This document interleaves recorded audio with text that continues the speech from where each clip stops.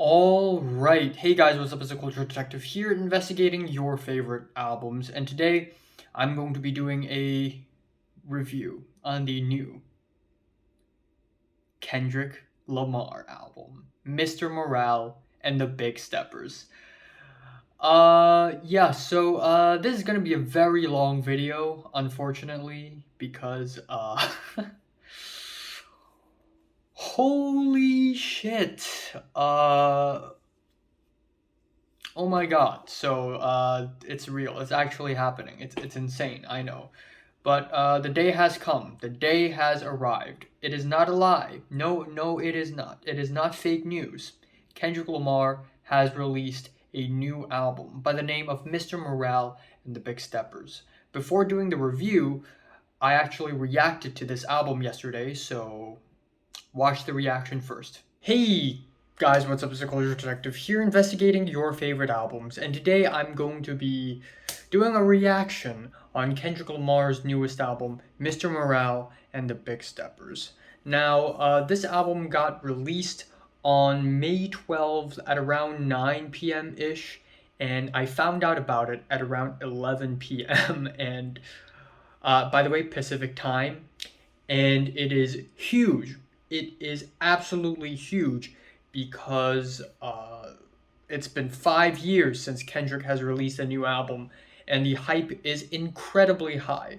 Now, I would be lying if I say that I've never heard this album before. I've listened to it once to make sure it's worthwhile reacting to, so now I'm going to be reacting to it again. So my thoughts are still fresh, and it's still going to take some time for me to digest this album because it's a long album. It's a double album.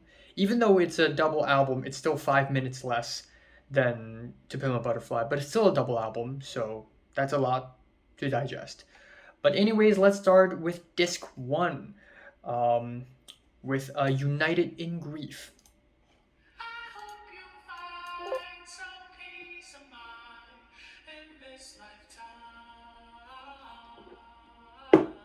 And his feelings were bitter.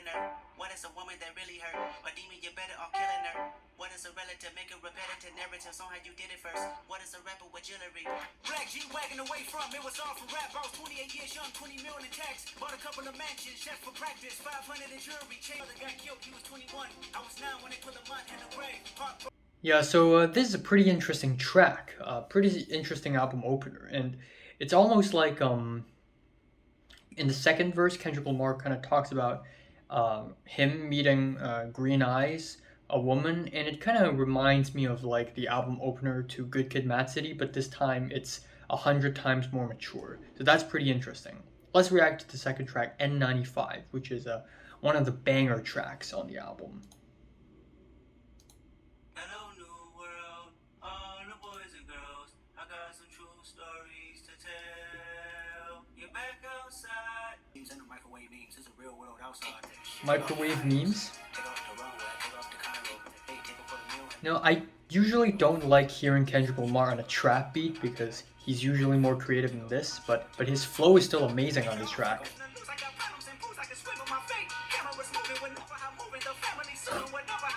I love this flow.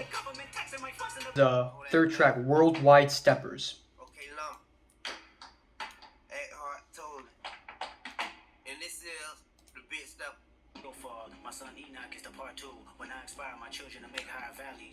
I've been name dropped.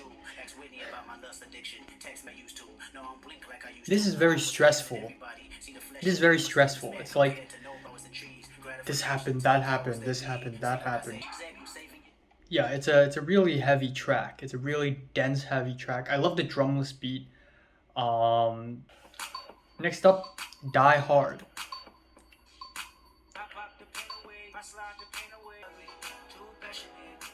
This is really this is unnaturally poppy for a Kendrick Lamar song. Okay, next track, Father Time. Are those flutes? Holy crap. That's amazing.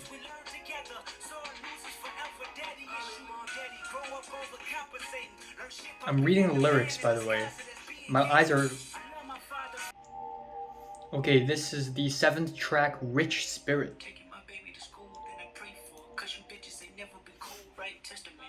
Stop playing with me before I turn you to a song. Hey, bitch, I'm attractive. Can't fuck with you no more. AP, Michael Friedman, my He sounds so vulnerable in this track. It's like he's on the verge of crying. I'm not huge on the beat, but I think the lyrical content is amazing. Okay, next up. Okay, this is a huge one. We Cry Together. dissy. I know when you being distant. I know when you fake dizzy. Get out your feelings and miss me with that reverse psychology. Nah, fuck you, bitch. Nah, fuck you, nigga. Fuck you, bitch. Nah, fuck you, nigga. Nah, fuck you, bitch. You know, this reminds me of like one of those Eminem tracks where he's trying to reenact an argument with his ex-wife or some sort of argument with another person. Yeah. All right. This one ends off with Purple Hearts.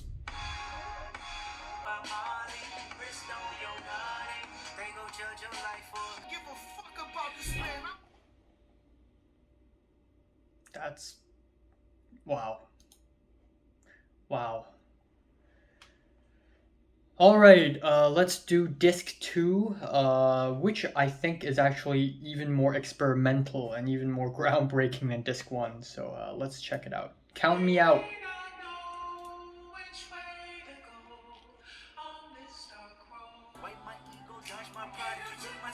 This is like Sunday service. I feel like I'm listening to like Kanye's Sunday service, but it's Kendrick.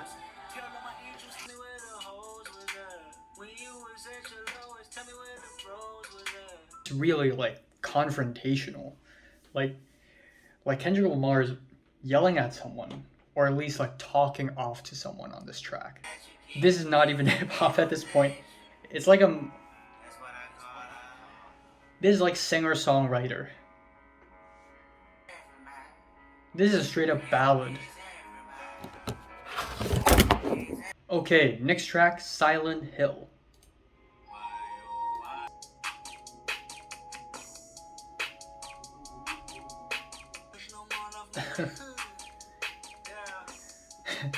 Breathing out like Savior Interlude. Don't back up. These words come from God, you can never out-rap us. Nowadays, gotta walk cautious. Hey, nowadays, bite their tongues and rap lyrics, scared to be crucified by the song, but they won't admit it. Politically correct, cause how you keep an opinion. I like the reversed beats. I guess this track reflects more on our current socio-political climate. We pull off bumping quick like it was nothing. My auntie is a man now. What a relationship. I grew up fast. I needed no one to babysit. He gave me some cash, the same behavior. Demetrius is Marianne now. He's more confident to live his plan now. Alright, next track, Mr. Morale.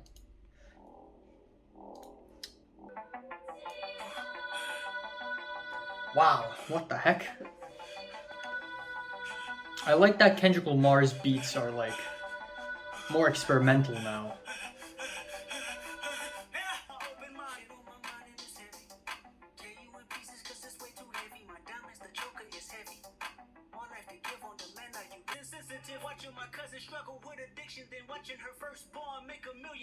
Yeah,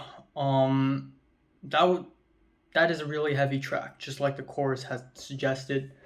The way he sort of talks about his own family life, growing up, trauma, things like that.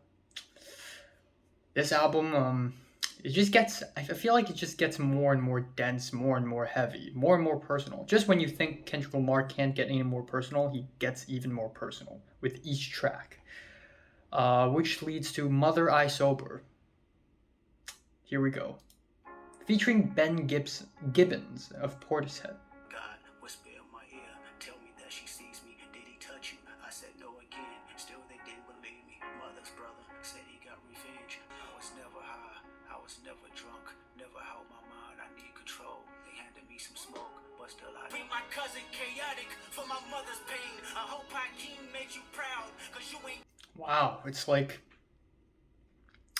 this is like the climax of the movie. If this album is a movie, this is like the climax. This is like the darkest, the lowest moment, and then it sort of just finds a resolve. Alright, album ending, Mirror. I choose me.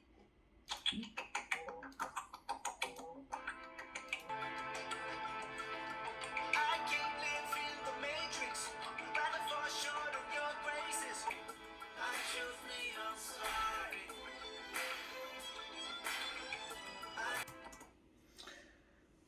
Yeah, wow. This is like being set free. This is like being set free. Like finally, like at the very end, you know. This is like the resolution. If this album is a movie, this is like the ultimate like resolution at the end. And it's even more powerful given that this is not only the ending of this album, but also the ending of, I guess, Kendrick Lamar's journey as being part of Top Dog Entertainment. Like for this run of albums, this is the final track. This is the final full stop. So yeah. All right, so here is the review. Right now it's May 16th, so I have given it myself some more time to digest and process this album, and now I'm going to talk about it in full length. Now, Kendrick Lamar is not your average rapper. He is, in my opinion, one of the greatest rappers of all times, but also one of the greatest musical artists of all times in general. Back in the 2010s, he had released one great album after the next, with a magnificent 3 album run, Section 80, Good Kid, Mad City, as well as To Pimp a Butterfly. Section 80 is a pretty humble beginning with some poppy tracks, with some personal tracks. Good Kid, Mad City is basically an upgrade from that. It is even poppier, even more personal, really creative lyrics and production, a huge concept. But peak Kendrick Lamar is To Pimp a Butterfly in the year 2015. To Pimp a Butterfly is not only one of the best hip hop albums of the 2010s, in my opinion, it's my favorite rap album ever, I think. And it's also, in my opinion, the best rap album ever. Full stop. Period. No questions asked. To Pimp a Butterfly, to put it lightly, it is a masterpiece. I love the jazzy, funky, soul-inspired instrumentation. I love the instrumental detours, the segues, the rhyming, the external rhymes, internal rhymes, the storytelling, the bits of poetry at the end of each track that finishes itself a little bit more and more, the 13-minute long homage to Tupac, the personal tracks, the jazzier tracks like Alright, the bangers like King Kunta, How Much a Dollar Costs, tracks like The Blacker the Berry, I with its self-love, the very messy but at the same time beautiful and creative album opener, the interludes, every single element about To Pimp a Butterfly is just masterful. And it is just jaw-droppingly amazing. Every single track, every single interlude, every single minute, something creative happens. Kendrick Lamar basically takes hip-hop and elevates it to a whole new art form with all its entertainment, with all its poetry and artistry, and turn it into one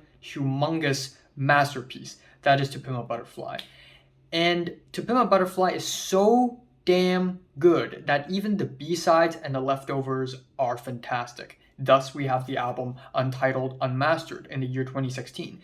It's just a bunch of leftovers, but they're all fantastic. Very creative, Untitled 01, Levitate, Untitled 02. It's all amazing. It's all amazing. Kendrick Lamar took a tiny hiatus until he releases his next album, Damn, in 2017, which is the moment Kendrick Lamar started to change his style and his artistry a little bit, kind of straying further away from jazz rap and soul rap and funk rap to something more modern, trap rap and pop rap. And with the release of Damn, a lot of people really enjoy it because of the bangers, DNA, Element, Humble. But in my opinion, Damn is just not as good as Section 80, Good Kid, Mad City, or To Pimp a Butterfly. I think Damn has a lot of dud tracks that just don't last as long. They don't have that much impact. And I just think while some of the tracks off of Damn is fantastic, like Lust and the album ending Duckworth, and the track Fear is one of my favorites, but I think overall Damn could have used some polishing, maybe. Then Kendrick Lamar curated a soundtrack for the Marvel movie Black Panther, which is kind of a mixed bag, and then he proceeded to take a 5-year-long hiatus where all the Kendrick fans and all the hip hop fans worldwide have been waiting and waiting and waiting for a new Kendrick Lamar for every single passing day.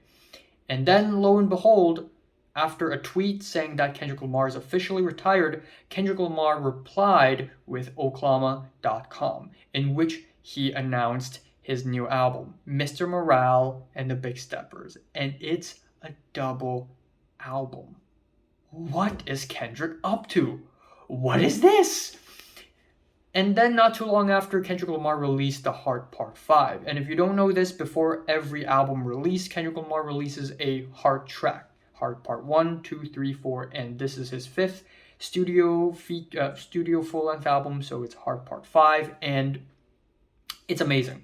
It's honestly one of my favorite singles of the year so far. The Marvin Gaye I Want You sample is brilliant. The strings, the drums, the percussion, they all go over really well. Kendrick Lamar's flow is creative. And on this track, lyrically, he talks about different... Or in the music video, he face swaps his own face with other faces, like the face of O.J. Simpson, Kanye West, Juicy Smollett, at the end, Kobe Bryant and Nipsey Hussle, and as well as Will Smith. And on this track, he basically raps about Black culture, African American culture, and how it's changed, and how it's evolving, and how he feels responsible, but how he also feels like it's deteriorating in a way. It's very heavy, it's very deep, it's very conscious, and it is just fantastic. I also love the beautiful ending, where he basically raps almost in the perspective of Nipsey Hussle. I'm in heaven now, I love you all, I hope you all get better. It's a really powerful track. So the hype for Mr. Morale and the Big Steppers has never been higher. The hype is real. The hype is so damn high, it's off the roof. I don't think the internet has ever been so hyped for an album than this one, a new Kendrick Lamar. Like, not even Donda, not even a new Frank Ocean will be able to top the hype that this album is generating. And obviously, I myself am extremely hyped for this album as well. So finally, on May 12th at around 9 p.m., this album got released. And I didn't know about that until 11 p.m. And I am shooketh. I am shook to my knees. Now, right off the bat, after this album is released, the first thing that is generated from this album is hate, because a lot of people ended up hating this album, thinking that it's mid, calling Kendrick Lamar Midrick, Mid-Mar, because the tracks on this album are so drastically different from that of all his previous albums. They're all so much more experimental and abstract and weird and not catchy at all. Now, a lot of people, especially newer fans of Kendrick Lamar, probably expect him to, put out club bangers, but I feel like a majority of Kendrick Lamar fans who ended up disappointed at this album expect Kendrick to release like To Pimp a Butterfly Part 2 with the soul and the jazz, and given the Heart Part 5, I'm sure a lot of people are expecting more soul, more Marvin Gaye samples, but nope, this album is not that, not at all. Now, for a couple of days, especially on Twitter, a lot of people are hating on Kendrick Lamar for this album, for how mid this album is. But after that, there has been a resurgence of love for this album. Big critics and big people in general are praising this album for how deep and layered and personal it is, which is a really interesting phenomenon for an album rollout. So let's talk about my own experience. The first time I listened to this album, I wouldn't say I was disappointed. I wouldn't say that. I would say I was maybe a little bit underwhelmed, because I did have my fair share of worries going into this album, thinking that Kendrick Lamar is going to go down his path from Damn to Black Panther soundtrack to this, whatever this becomes. But then at the same time, Kendrick Lamar is not the type of artist who would want to do a To Pimp a Butterfly Part 2. Because Kendrick Lamar is an ever-evolving, ever-changing artist that constantly moves forward and improves his artwork. And that is admirable and respectable. Now, one thing's for sure is that the rapping on this album, on a technical level, is nowhere near as good as his rapping on Good Kid, Mad City and To Pimp a Butterfly. The rhyme schemes, the creative word plays, the little detours here and there, they do not show up on Mr. Morale and the Big Steppers. They do not do that, which is kind of disappointing given that one of the biggest selling points of Kendrick Lamar for me is his ability to rhyme so well, flow so well, and use wordplay so well when it comes to storytelling. Now, that being said though, this album is a grower. It grows on you and it sort of develops. So again, none of the tracks on this album are all that catchy or anything. So if you go into Mr. Morale and the Big Steppers thinking that you're going to get catchy bangers, you're going to be disappointed as hell because you're not going to get that for the most part. But this is probably Kendrick Lamar's, and not probably, definitely Kendrick Lamar's most personal album to date. Okay?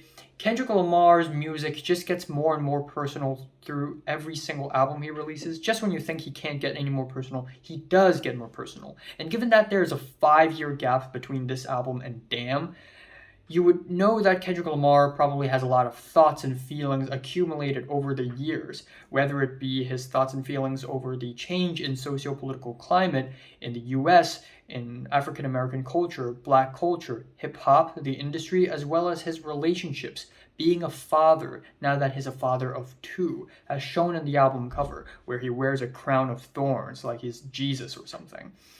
Okay, let's talk about the album, shall we? So, starting off, we have Disc 1, Mr. Morale. Or actually, we don't know what Disc 1 is called, just Disc 1. And Disc 1 is the... I think Disc 1 is not as good as Disc 2. Let's be honest here. United in Grief is the album opener with the angelic falsetto vocals. I hope you find some peace of mind in this lifetime. And then we have Tell them the truth. And then Kendrick Lamar enters majestically with these stuttery pianos, and right off the bat it just sounds super theatrical. It's like a musical. It's like Hamilton. It's like Kendrick Lamar is doing Hamilton. What? And it is a really weird beat, and I would totally understand why someone like me and someone like a Kendrick Lamar fan would be kind of thrown off by this really weird beat. And then after these stuttery pianos, we get these muffled noises, and then we suddenly start to get these steam-rolling, crunchy marching drums. And it is very strange. For a Kendrick Lamar song, this beat is very strange. But what I can say is that it's very creative, and it does serve the purpose as an album opener really well. And it's certainly not a very catchy opening, and I definitely still prefer Wesley's Theory over this album opener, but as an album opener, it actually works well because A, it catches your attention, it's creative, but B, or actually C, it has something to say, actually. On this track, Kendrick Lamar talks about his spending habits and how he spends money as a way of grieving, and how he says he grieves different. I grieve different.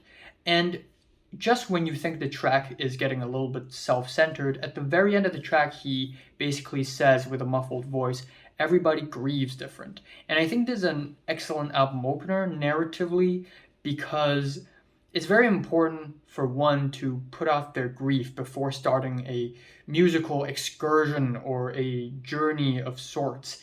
And as an album opener, I guess Kendrick Lamar sets the tone that this album is going to have a lot of grief. But he also, this is almost like the phantom hand. You know, everybody grieves different. So take whatever you hear for the rest of the album with a grain of salt, because this is how I grieve after the stuff I've been through over the years of my life. Now that is followed with N95, which is released as a single with a very great music video attached to it a couple days ago. And this track is, bit of a trap banger, but a good one with righteous sounding synths and some really, of course, N95 refers to the mask N95, and contrary to the title, this track isn't much about the pandemic, but more so about just lies and cancel culture and the socio-political climate change as a result of the pandemic, especially with the first verse. Take off the foo-foo, take off the cloud chase, take off the Wi-Fi, take off the money phone, take off the car loan, take off the flex and the white lies. And it's pretty snappy. I love his flows, especially in the third verse where he just gets into this flow like Untitled O2. The only thing I dislike about this track is the hook. Bitch, you ugly as fuck, you out of pocket. Which is not a very strong hook for Kendrick Lamar, but as a braggadocious yet conscious track about cancel culture and socio-political change, I think this track works really well. I've talked a lot, Jesus. We're in for a ride, boys. Next up, we have Worldwide Steppers, which is a track instrumentally so weird. Kendrick Lamar basically traverses abstract rap territory. Like, the beat on this track is so weird. First of all, he names drops Eckhart Tolle, who is a German psychologist slash therapist who is well known for the spiritual guidance and the self-help. He has worked with multiple celebrities ranging from Oprah Winfrey to Gwyneth Paltrow, and apparently Kendrick Lamar has also hit him up before the release of this album, and he has even name-dropped Eckhart Tolle several times on this album. Another thing I'd like to mention is the name drop of Enoch. Holy shit. Wow. Enoch is such a rare-ass name, and it's not only is it rare in real life, but it's also rare in fiction. Of course, you have Enoch J. Drebber, the first victim in a study in Scarlet, a Sherlock Holmes story. We have, there's Enoch in Nightmare Alley, and then there is Alfred Enoch, who's an actor. There is, I know a couple Enochs in real life for some reason. And then now we have this Enoch. So, let's go! But right off the bat, we have these stuttery, watery pianos that are very subdued. And these watery pianos sort of last throughout the entire track until at the last leg of the track, I'd say last third of the track, Kendrick Lamar basically randomly inserts like 6 seconds of these relaxing guitars. And instrumentally, this is not for the faint of hearts. If you're a mainstream rap fan, you would probably be pretty turned off by this because this is abstract, to say the least. And this track actually reminds me a lot of Pusha T's Numbers on the Boards, where throughout the whole track we have this dry-ass metallic beat, and then in the middle of the track we get this bam, bam, bam, bam, horns, and then it sort of gets back. And I really like that. It's charged, it's nervous, it's nerve-wracking. I really like that. On the first verse, Kendrick Lamar talks about how she's playing Baby Shark to his daughter, and how at the same time he's feeling like sharks are swimming around him. So parenting, also feeling threatened, feeling the burden of parenting. And the track gets even more interesting with the second verse, where Kendrick Lamar basically details every single time he's fucked a white bitch. And given how much of a loner I am, I don't like it when rappers and people in general brag about fucking bitches. And however, Kendrick Lamar raps about fucking white bitches like he's rapping about burning churches, like it's a sin, because on this track, on this verse, he basically likens having sex with white women with disrespecting his own heritage, which is a really interesting and heavy way to look at this predicament. And he also raps about cancel culture and lies and fake media in general, especially in the chorus. I'm a killer, he's a killer, she's a killer, bitch, we some killers, walking zombies, trying to scratch that itch. And as well as germophobic, hetero and homophobic, photoshopping, lies and motives, hide your eyes, then pose for the pic. Then we have Die Hard, which is the first track that I admit I don't like. Because this track has a very basic sunny vacation, beaches, and drink type beat. And the hooks are just really weak, and the singing is not great. The whole track sounds like a Drake song. And I get it, it's supposed to be a track about escapism from pain. But musically, it just doesn't work, especially with the hooks on this track. Do you love me? Do you trust me? Can I trust you? Don't judge me. I'm a diehard. It gets ugly. Too passionate. It gets ugly. However, that is followed with the excellent Father Time, which is, in my opinion, the first immediate and accessible track with the rolling drums and heartfelt pianos. Sampha sounds fantastic in this track. His feature is amazing, his singing has always been great, and lyrically on this track, Kendrick Lamar raps about daddy issues, being a father, my hair is a mess. Daddy issues, being a father, and how he reflects his relationship with his father, and now that he's a father, how he reflects that on his own responsibility as a father. On this track, Kendrick Lamar utilizes his masterful skills in storytelling by portraying his father as someone who's detached, cold, and unloving. And again, it is masterful, it is nuanced, it doesn't come off super showy, it doesn't come off lacking either. Kendrick Lamar has always been a great storyteller, and it really shows on this track. And the production, on point, absolutely on point. And then that is followed with Rich Interlude and Rich Spirit. In the Interlude, we have Kodak Black rapping over some loosely theatrical pianos, which I'm not a huge fan of. And then we have Rich Spirit, which is another pretty by-the-numbers Kendrick Lamar track with occasional hi-hats, bumping beats, finger snaps. The whole track is incredibly boring and basic as far as Kendrick Lamar music goes. So, and even lyrically, it just doesn't really wow me or impress me or anything. So, definitely one of the weaker tracks on the album. Then we have We Cry Together featuring Taylor Page, who is not a rapper, but an actress. You may be able to find her if you watch the movie Zola. And the reason why Kendrick Lamar has got an actress on this track is because on this track, he reenacts an argument with his wife, Whitney, or at least that's how I speculated. And the whole song is not even like a song. It's an argument. And they're arguing very intensely and angrily over some downtrodden pianos and heavy drums. It's super entertaining. It sounds like something that Eminem would do, especially with him arguing with his ex-wife. But this time it's Kendrick Lamar doing it with all the Kendrickisms, especially in the middle where it gets kind of tedious, almost funny in a way. Fuck you, bitch. Fuck you. No, fuck you, bitch. No, fuck you. And that's the whole verse.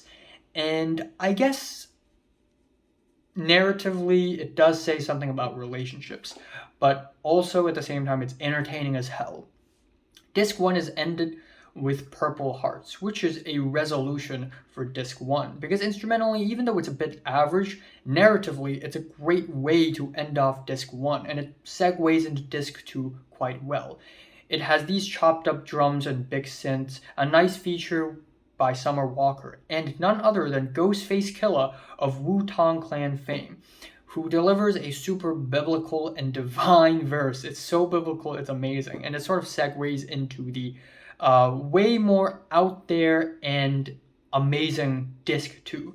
But so far, I think Disc 1 has a few duds, but I also think that it has a lot of solid tracks. It's definitely an album, a disc that requires a lot of processing and a lot of digestion, but it is honestly not bad. I'm giving Disc 1 a 7 out of 10.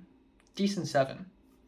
Alright, let's talk about Disc 2. Starting off, we have Count Me Out, and this track is blissful, to say the least. It sounds like the sunrise. We have these backing choir vocals that reminds me a lot of like the Sunday service, and lyrically, Kendrick Lamar sings and raps about leaving a relationship, cutting off, self-love, and being happy. Just a very blissful and freeing way to start off Disc 2. And then that is followed with Crown, which is not even rap, it's not even hip-hop. On this track, Kendrick Lamar sings very quietly over moody, melancholic pianos. And his singing is so quiet, it's borderline whispering.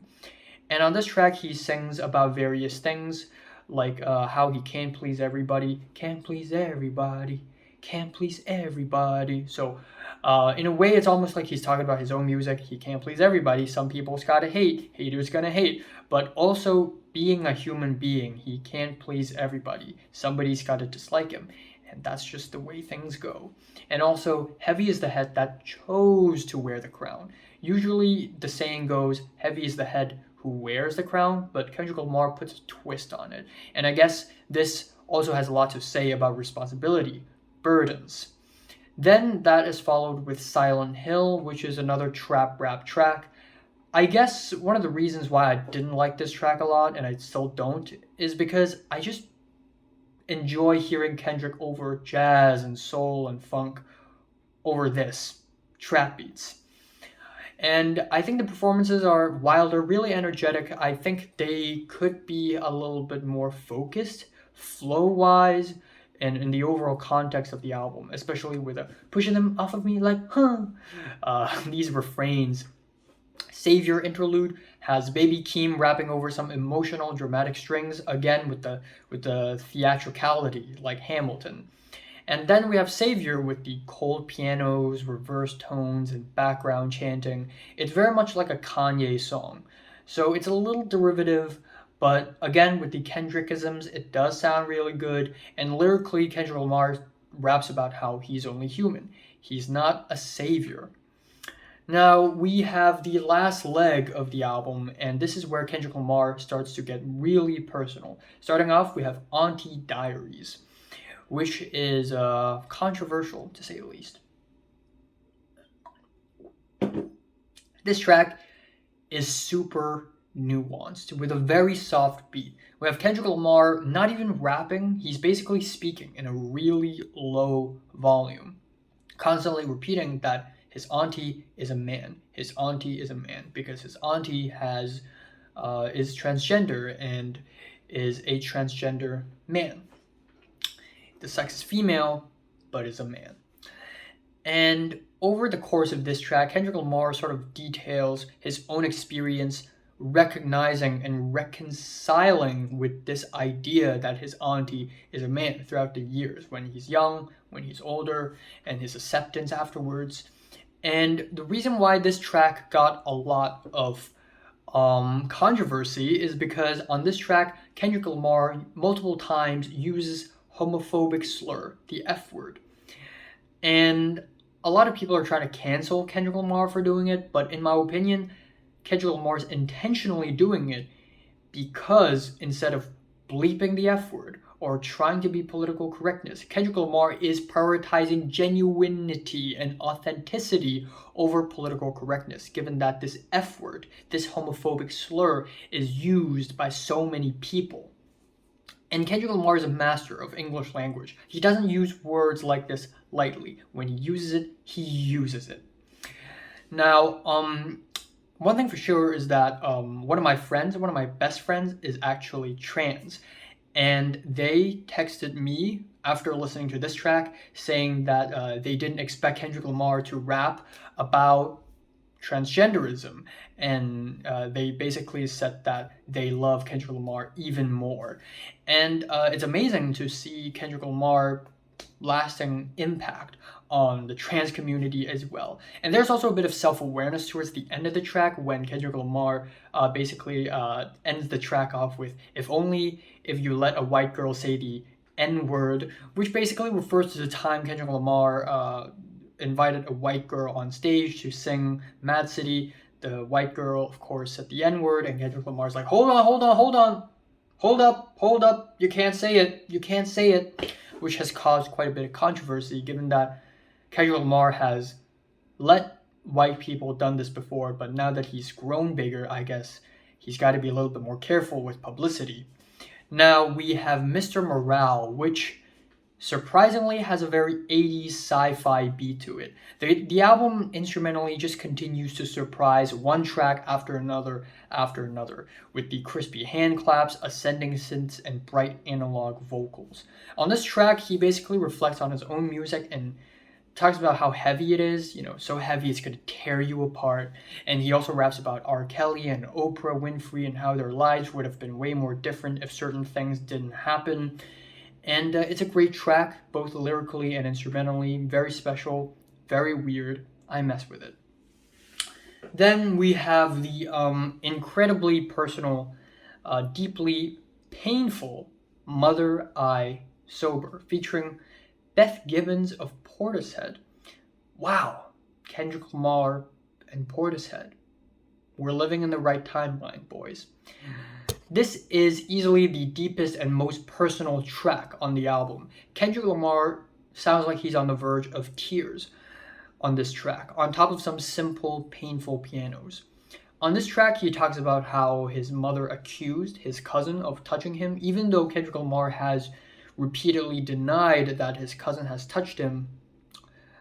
His family still thinks his cousin touched him.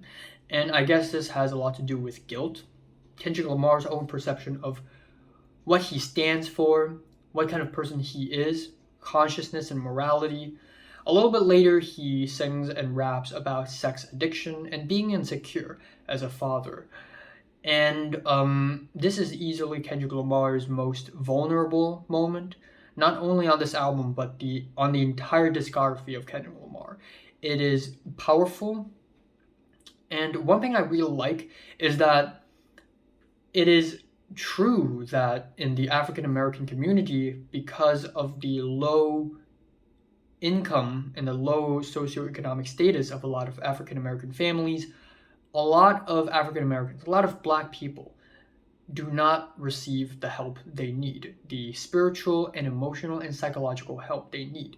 A lot of them just stay strong and be tough. But Kendrick Lamar on this track proves that he can be vulnerable too. He can open up too. This entire album is one long therapy session. We even have Eckhart Tolle literally making an appearance on one of the tracks here, on the Savior Interlude. And as a track, this serves as a climax. If this album is a movie, this would be the climax. This would be the heartfelt, personal climax, which then, of course, leads to the resolution, Mirror. And this track is beautiful. It is gorgeous. It is not only the resolution of this album, but also the resolution of his entire life and journey in Top Dog Entertainment, and I guess his life in general. We have bright synths, beautifully arranged strings, and it's so blissful and beautiful. It's like I'm staring at a sunrise again. So disc 2 basically went from sunrise to sunrise, which is kind of amazing. And we have these repeated refrains, I choose me, I'm sorry, I choose me, I'm sorry, where Kendrick Lamar basically expresses self-love. But this isn't just self-love out of nowhere, out of arrogance or something. This is self-love after a lot of self-doubt, after a lot of insecurity, finally figuring his own shit out, finally understanding himself, finally letting go, finally freeing himself from the burdens and the guilt, finally dealing with himself. Thus the title Mirror, looking at himself in the mirror. And when he said he chooses himself, he's not saying like, oh, if somebody's gonna die, I'm gonna choose myself and save myself first. The way he chooses himself is, I'm gonna treat myself better from now on. And I think in a way he's also rapping about how he chooses his own community, the Black community, the African American community. So there you go, Mr. Morale and the Big Steppers. This is a long ass video. I'm sorry if you guys are bored, but these are my thoughts and opinions on this album. Disc 2 is a strong 8 to a light 9 for me. Yeah. So overall, it's a pretty good album. Yeah, I mean, at first I was a little bit underwhelmed, but this is an album that grows on you. But also, this is an album that deserves a lot of analysis. It has so many layers to peel, narratively, and instrumentally it's a little simple, yeah, but with what he's going for on this album, I think it just really works. My favorite track here is probably Mirror. Yeah, and Worldwide Stepper. And We Cry Together, and Mother I Sober. And my least favorite is Rich Spirit. I'm giving Kendrick Lamar's Mr. Morale and the Big Steppers decent 8 out of 10. Decent to strong 8 out of 10, I think. Yeah. So, have you listened to the latest Kendrick Lamar album? For 1 to 10, how much did you rate it? Like it, and subscribe if you want more. And thanks for watching. I have so many albums to reveal. We have The Smile, we have Chainsmokers, we have Midair Thief, Bird's Eye Batang, we have Black Keys, Sonya Stowan Konta.